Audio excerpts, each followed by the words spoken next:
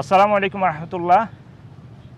2026 সালের ফেব্রুয়ারি বাংলাদেশ যে ত্রয়োদশ জাতীয় সংসদ নির্বাচন, এই নির্বাচনে প্রথম প্রবাসীরা ভোট দিতে পারবেন। তারই অংশ হিসাবে মালয়েশিয়ায় যে সমস্ত প্রবাসীরা রয়েছেন তাদের পরিষ্কার ধারণা দেওয়ার জন্য আজকে আমার সাথে যারা উপস্থিত হয়েছেন আমি তাদের সাথে পরিচয় করিয়ে দিচ্ছি। আমার বাম পাশে আছেন বেলাল হোসেন, পিএইচডি গবেষক, এবং ডান পাশে রয়েছেন ইব্রাহিম খলিলুল্লাহ, বিশিষ্ট ব্যবসায়ী।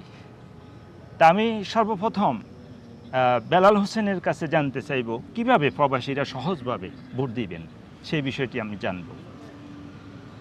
আসসালামু আলাইকুম, ধন্যবাদ সঞ্চালককে। আমি প্রথমেই ধন্যবাদ জানাচ্ছি বাংলাদেশ ইন্টারিম গভর্নমেন্টকে যারা এবার এই সুযোগ করে দিয়েছে, এবং পাশাপাশি ধন্যবাদ জানাচ্ছি বাংলাদেশ জামাত ইসলামকে যাদের দাবির প্রেক্ষিতেই মূলত এইবারই সর্বপ্রথম প্রবাসীরা ভোট দেওয়ার সুযোগ পাচ্ছে। প্রিয় দর্শক, বাংলাদেশের যারা মালয়েশিয়াতে আছেন প্রবাসী রেমিটেন্স যোদ্ধারা এবার যদি ভোট দিতে চান তাহলে তাদের জন্য যেটা সবচেয়ে বেশি জরুরি সেটা হচ্ছে যে এনআইডি কার্ড থাকা। কারো যদি এনআইডি কার্ড থাকে তাহলেই সে ভোটার এবং ভোট দিতে পারবে। এর জন্য যেটা করতে হবে সেটা হচ্ছে যে পোস্টাল ব্যালট পেপার পাঠানো হবে, এবং যারা রেজিস্ট্রেশন করবে তারাই শুধু এই পোস্টাল ব্যালট পেপারে ভোট দিতে পারবে মালয়েশিয়ায় বসে থেকেই। এবং রেজিস্ট্রেশন করার পরে তাদেরকে এই সুযোগ দেয়া হবে, এবং এই সুযোগটা যারা এই দেশে থেকে ভোট দেবে তারাই শুধু গ্রহণ করবে। যদি ভোটের আগে আবার বাংলাদেশে যেতে চায় তাহলে ভোট দেওয়ার সুযোগ কিন্তু থাকবে না যদি রেজিস্ট্রেশন করে ফেলে। সুতরাং তাদেরকে চিন্তা করেই অবস্থান নিতে হবে।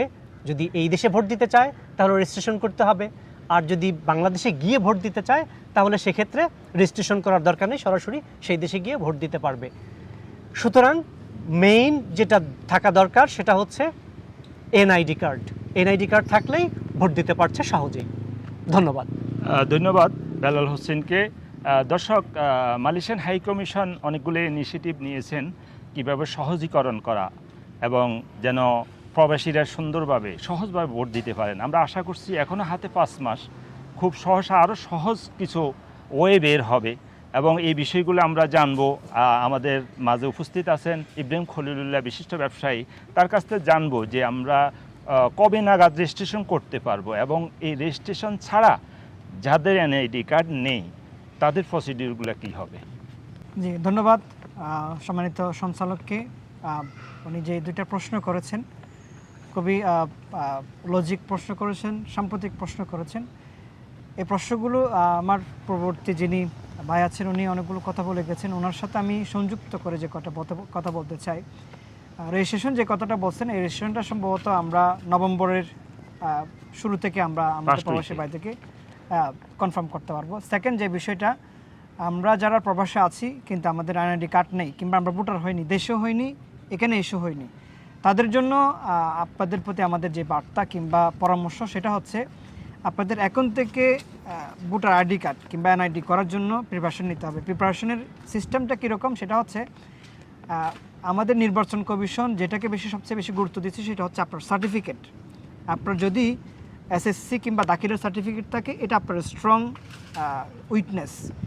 আর আপনি যদি মালয়েশিয়ান পাসপোর্টে যদি আপনি এনআইডি কার্ড করতে চান এটা এত ভ্যালিডিটি হবে না, কারণ এখানে একটা আমাদের পার্শ্ববর্তী দেশের একটা ইস্যু আমাদের সাথে সম্পৃক্ত আছে, সেটা হচ্ছে মিয়ানমার। রোহিঙ্গাদের একটা ইস্যু থাকার কারণে আমরা পাসপোর্ট দিয়ে যদি আমরা এনআইডি কার্ড করতে চাই, ওই যারা রোহিঙ্গারা পাসপোর্ট করে ফেলছে তাদের একটা সুযোগ আছে এনআইডি কার্ড করার। সুতরাং পাসপোর্টকে আমরা বেশি গুরুত্ব দিব না, মানে নির্বাচন কমিশন যেটা বলছে পাসপোর্টকে তারা বেশি গুরুত্ব দিবে না, গুরুত্ব দিবে হচ্ছে আপনার সার্টিফিকেটকে। কারণ সার্টিফিকেটে আপনার পড়াশোনার স্টেপগুলো থাকার কারণে ওইখানে আপনার ফাদার মাদার, আপনার জন্ম সব কিছু ওখানে কী করা থাকে, ইনক্লুড করা থাকে। তো সুতরাং আপনারা যারা নতুন ভোটার হতে চাচ্ছেন তাদেরকে আমরা যেটা বলবো সেটা হচ্ছে আপনার জন্ম নিবন্ধন, আপনার সার্টিফিকেট, এর পাশাপাশি আপনার বাড়িতে যেই বিদ্যুৎ বিলের একটা কাগজ আছে এটা। এরপরে সর্বশেষ আমাদের নির্বাচন কমিশন থেকে একটা কিউআর কোড দেওয়া হয়েছে, সেটা আমরা আপনাদেরকে অনলাইনে মাধ্যমে জানিয়ে দেবো।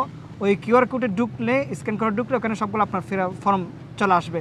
এটা ফিল আপ করার পরে সেটা বের করে আপনি যখন হাই কমিশনে কিংবা নির্বাচন কমিশনে মালয়েশিয়াতে যেটা আমাদের আছে এখানে পৌঁছিয়ে দিলে ওখানে আপনার কাছ থেকে একটা ফিঙ্গারপ্রিন্ট নিয়ে আপনার কার্যক্রমটা কি করে দিবে, প্রসিড করে দিবে। সুতরাং এখন কথা হচ্ছে আমাদের সবাই খুবই কম, আমরা যদি দেরি করি তাহলে আমরা ভোট দিতে পারবো না।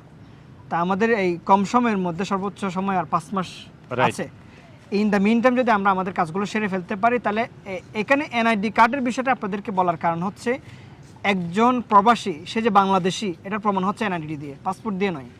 এটা নির্বাচন কমিশন সরাসরি যেটা বলেছেন, এনআইডি হচ্ছে আপনি বাড়িতে গেলে দেশে গেলে আপনার জায়গা, আপনার জমিন, আপনার সব কিছু, এমনকি ব্যাংকিং সিস্টেম সহ শুরু করে সব কিছুতে আপনার এনআইডি লাগবে। পাসপোর্ট এত স্ট্রং ভ্যালিড না। তো সুতরাং এনআইডি এখন যেহেতু নির্বাচন কমিশন আমাদেরকে সহজ করে দিচ্ছে, আমাদের হাই কমিশন আপনাকে সব ধরনের সহযোগিতা করবে। আপনারা জাস্ট একটু অ্যাপ্লিকেশনটা করেন, সব ধরনের সহযোগিতা ওনারা করবেন, আমাদেরকে ওনারা উৎসাহ করেছেন। তা আশা করতেছি এই ক্রাইটেরিয়াগুলো আপনারা ফলো আপ করে অতি দ্রুত এনআইডি কার্ড করে নিজের যেটা জন্মসনদ, নিজের যেটা জাতীয়তা সেটা আপনি নিশ্চিত করবেন। ধন্যবাদ সবাইকে। ধন্যবাদ আমাদের ইব্রাহিম খলিলুল্লাহকে। দর্শক, এই বছর সুবর্ণ সুযোগ, আমরা যারা প্রবাসে অনেক কষ্ট চ্যালেঞ্জের মধ্য দিয়ে আছি এবং একজন সুশাসক যদি বাংলাদেশে নিয়ে আসতে হয়, এই কষ্টের ভেতর দিয়েও আমাদেরকে চেষ্টা করতে হবে প্রত্যেককে। আপনি নিজে চেষ্টা করবেন, আপনার বন্ধুকে বলবেন যেন আমরা সুন্দরভাবে এই প্রক্রিয়াগুলো অনুসরণ করি এবং খুব সহসা আমরা আপনাদেরকে আরও যে সমস্ত সহযোগিতামূলক ভিডিও দরকার আমরা করব। আপনারা আমাদের সাথে থাকবেন ইনশাল্লাহ। আমি আমাদের অতিথিদ্বয়কে ধন্যবাদ জানাচ্ছি, যারা আশেপাশে ছিল সবাইকে আমি ধন্যবাদ জানিয়ে আজকে শেষ করছি। আসসালামু আলাইকুম ওয়া রাহমাতুল্লাহি ওয়া বারাকাতুহু।